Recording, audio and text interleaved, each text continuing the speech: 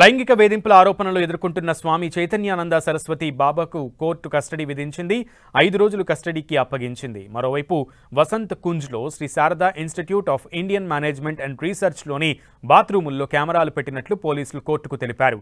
Shri Sharada institute of Indian management and research manager Swami Chaitanyananda Saraswati alias Partha సారథిని పోలీసులు arrest చేశారు. కోర్టులో హాజరుపరచగా 5 రోజులు కస్టడీ విధించింది కోర్టు. కర్ణాటకలోని శృంగేరి పీఠం ఆధ్వర్యంలో ఢిల్లీలోని వసంత్ కుంజ్లో Shri Sharada institute of Indian management and research నడుస్తోంది.